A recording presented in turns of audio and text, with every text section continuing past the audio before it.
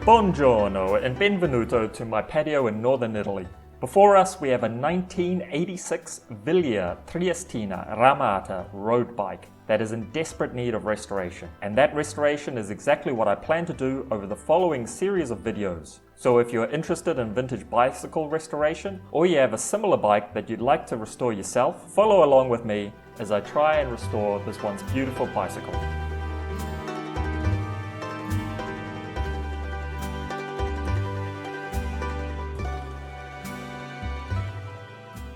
The original owner of this Wilier is my wife's uncle Dino, or Zio Dino in Italian. Dino is in his 90s now, so I suspect that this bike hasn't been ridden for at least 15 to 20 years. During that time, it has been stored out of the elements, up in the family's shared attic. From first impressions, we can tell that this bicycle was well used. In fact, Zio Dino was a successful race car driver in his day, and even raced bicycles at some point. So it is fair to say that he would have pushed this bike to its absolute limit. This is evident from the various scratches and also the many upgrades we'll explore a little bit later. So let's take a closer look because there are some surprises and oddities to Zio Dino's 86 Wilier Triestina to discover. Now for a quick overview of the geometry and some details of the frame.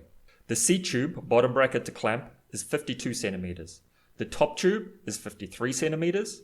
The head tube and seat tube angles are around about 70 degrees. And the chainstays, bottom bracket to axle, is 40.5 centimeters long. The whole wheelbase is around about 98 centimeters. Let me know in the comment section below if there are any additional measurements you'd like to know. I know this is a 1986 frame from the sticker on the seat tube, and I know the frame is made of Columbus steel from the remains of the sticker on the down tube. Unfortunately, I've not been able to find a 1986 Wilier catalogue, but I have found one from 1985, link in the description box below. In that catalogue, there are two Ramato frame sets. Ramato is copper color in Italian, and also the iconic Wilier Triestina color scheme. One frame set is made of Columbus SL steel, and the other is made of Columbus Ayala steel. I suspect that the 1986 models came in the same options. The catalogue isn't particularly detailed. There is a low-res photo, frame material type, and which Campagnolo group set each model was equipped with. To make the identification harder, both frame sets came equipped with the Campagnolo Victory group set, and that is the Gruppo on this bicycle. However, from the photos, the two Victory-equipped models are distinguished by the finish of the fork. The Columbus SL models have a chrome fork, just like Zio Dino's. So, in conclusion, this is very likely the top-tier 1986 Wilier Triestina Ramato frame set, spec'd with the second-tier Campagnolo Victory group set, opposed to a first-tier C or Super record. In addition, the 1985 catalogue has prices in Italian lira. I first thought they were British pounds because the symbols are very similar, but the three trailing zeros give it away. I assumed these were added by a dealer at the time. Converting 1,350,000 lira into today's money values this bicycle at just 1,700 euro. That is not going to get you much from Wilier today. Just the Volante SLR frame set will set you back 5,000 euro. Though you could get the entry-level GTR Team with 105 for 1,700 euro. However, more comparable would be the Super Leggera, which is made of the same Columbus SL tubing and has similar geometry, but just the frame set would be 2,500 euro today. So, with that mystery solved, let's take a detailed tour of Zio Dino's 86 Wilier, and I'll show you the challenges, oddities and surprises I will have to deal with during this restoration.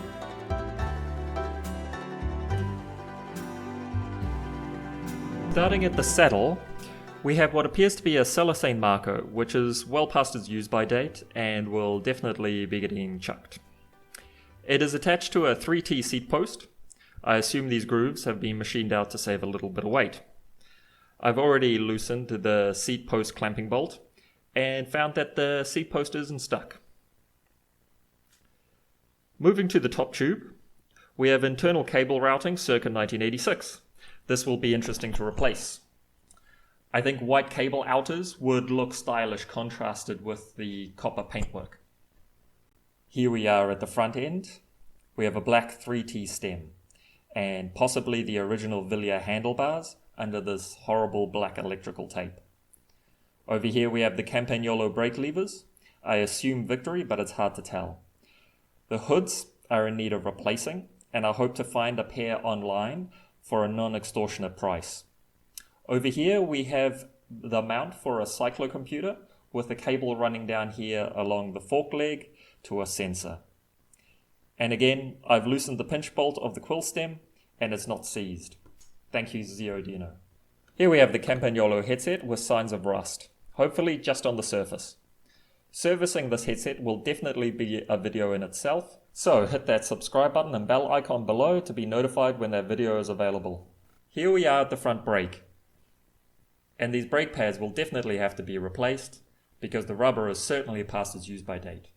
But figuring out how to do that will certainly be a challenge in itself. Oh dear.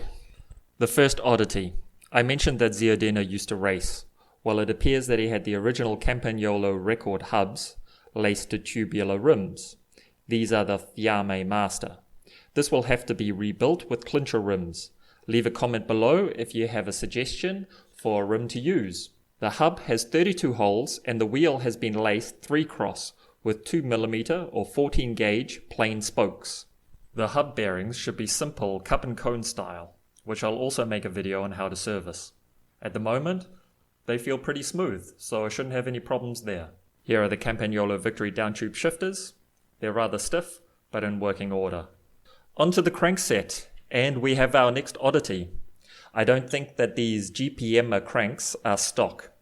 These are the CR Sprint model, which I've only found photos of online in a 1x or 2x versions, but these are clearly 3x. They have a 52, 42 and 36 tooth chainring, which still look in good condition. The crankset is connected to a GPM bottom bracket that appears to be in the Campagnolo style of the era. It'll be Italian threading most likely, but I'll get into those details in a dedicated video where I'll remove the cranks and re-grease the bottom bracket. Up here we have the Campagnolo Victory front derailleur, rather unassuming. And attached to the crank arms, they're 170mm by the way, are Campagnolo pedals with matching toe clips and straps. These probably also need new grease, so I'll add that to the to-do list. Down to the rear, we have more internal cable routing leading to the Campagnolo Victory rear derailleur.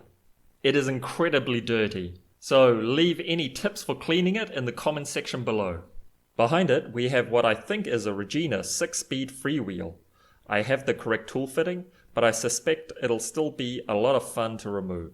Subscribe and bell icon so you don't miss that video. The teeth on the freewheel still look pretty good. In fact, I checked the chain wear and it's still below the 0.75 mark, but just.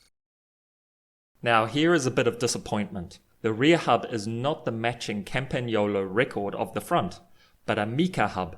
It's laced to an FIR EL19 clincher rim. 36 holes, 3-cross, 14 gauge plain spokes. If I rebuild the front, then I might as well rebuild the rear. So leave those rim suggestions in the comment section below. And that's the tour complete. What else is there to mention? Well, the rear rack is definitely going to go, and I'll swap the bottle cage for something a little bit more shiny. Did I miss anything? Is there something that you'd like to have a closer look at?